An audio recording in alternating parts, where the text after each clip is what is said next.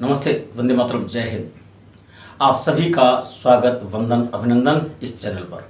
इस निवेदन के साथ कि अगर अभी तक आपने चैनल को सब्सक्राइब नहीं किया है किन्हीं कारणों से, तो कृपया चैनल को सब्सक्राइब करें। अस्पतालों से जो डिसेबिलिटी सर्टिफिकेट जारी होती है वह दो तरह की जारी होती है। एक तो परमानेंट डिसेबिलिटी, जिसमें किसी तरह के इम्प्रूवमेंट की या कमी की संभावना नहीं है, तो उनको अस्थायी विकलांगता प्रमाण पत्र जारी होता है। दूसरे वे सर्टिफिकेट जारी होते हैं जो एक निश्चित अवधि तक वैलिड रहते हैं, 5 साल, 3 साल, 2 साल, और उसमें या तो जो दिव्यांगता है वो बढ़ेगी या घटेगी। ऐसी दशा में कई सारे दिव्यांगजन बंधुओं का मेरे पास फोन आया। उन्होंने हमसे फोन पर पूछा कि आखिर हमारी डिसेबिलिटी जो मात्र एक लिमिटेड पीरियड के लिए वैलिड की गई है, उससे हम योजना से वंचित रह जाते हैं, तो हम क्या करें।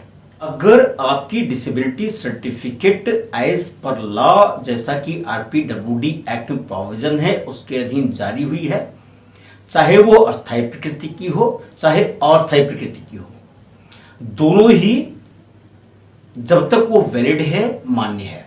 अगर ऐसी कोई डिसेबिलिटी है जो टेम्पोररी नेचर की है, लगता है कि 6 महीने, साल में, 2 साल में रिकवर हो जाएगी, तो वहां पर जैसे नौकरियों में आरक्षण की बात है, उस टेम्पोररी डिसेबिलिटी सर्टिफिकेट के आधार पर रिजर्वेशन को क्लेम नहीं किया जा सकता। भव्या नयन जी मेंटल इलनेस से पीड़ित व्यक्ति, दिल्ली में जुडिशियल सर्विसेज की वांट आती है, वो उसमें फॉर्म भरते हैं, एग्जाम देते हैं, सिलेक्शन भी हो जाता है, डिसेबिलिटी सर्टिफिकेट और कई सारे डॉक्यूमेंट मांगे गए, उसको उन्होंने दाखिल किया। वहां पर कमेटी ने यह तय किया कि नहीं, इनकी डिसेबिलिटी तो सिर्फ लिमिटेड पीरियड की है, यानी 5 साल की है, इसलिए इनको रिजर्वेशन का लाभ नहीं दिया जा सकता। इससे एग्रीड होकर के भव्या नयन ने पिटीशन फाइल किया। माननीय उच्च न्यायालय ने बहुत सारे निर्णयों का, Punjab and Haryana high court का, माननीय उच्चतम न्यायालय का जो वर्डिक्ट था, प्रतिपादित सिद्धांत थे, उनका अध्ययन किया।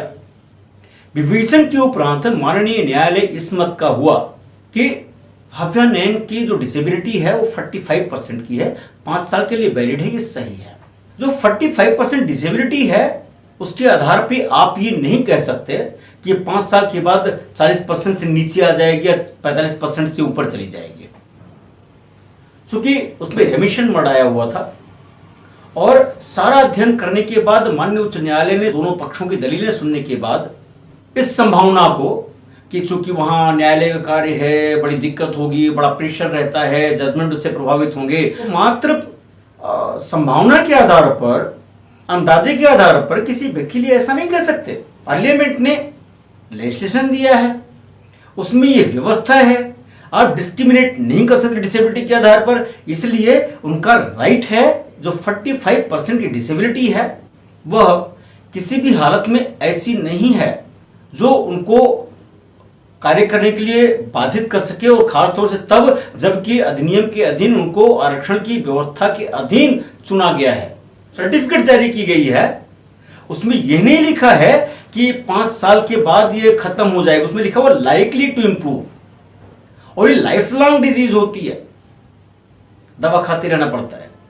माननीय दिल्ली उच्च न्यायालय ने होल्ड करते हुए जो 5 साल की वैलिडिटी वाला सर्टिफिकेट है, उसके आधार पर भी वो रिजर्वेशन का लाभ पाने के अधिकारी हैं, और इस तरह से रिट पिटीशन को उन्होंने अलाउ किया। टेम्पोररी किसी की है उसकी बात अलग की है, जहां पे 5 साल की बात है, रेमिशन की बात है, और असेसमेंट हुआ है, बाकायदे गाइडलाइन के मुताबिक असेसमेंट हुआ है, और तब डिसेबिलिटी सर्टिफिकेट जारी हुई है, और इस प्रकार की है जो मेंटल रिटार्डेशन की नहीं है। इंटेलेक्चुअल डिसेबिलिटी में जो मेंटल इलनेस है वो अलग है, स्पेसिफिक लर्निंग डिसेबिलिटी अलग है, ऑटिज्म स्पेक्ट्रम डिसऑर्डर अलग है। हमें लगता है जो हमारे बंधु हैं जिन्होंने सवाल पूछा था, ये सोचने की आवश्यकता नहीं है कि अगर हमारी सर्टिफिकेट 5 साल के लिए ही सिर्फ वैध है तो क्या हम योजनाओं का लाभ पाएंगे कि नहीं। आप लाभ बिल्कुल पाएंगे, आप पात्र व्यक्ति हैं, आपको उपेक्षित नहीं किया जा सकता है। आज की बात यहीं तक। अगर आपको बात अच्छी लगी हो तो निश्चित रूप से ये जानकारी की वीडियो अन्य दिव्यांगजन बंधुओं तक जरूर पहुंचाइए, और अगर अभी तक आपने चैनल को सब्सक्राइब नहीं किया है तो कृपया नोटिफिकेशन के साथ सब्सक्राइब करिए। बहुत बहुत धन्यवाद। वंदे मातरम। जय हिंद।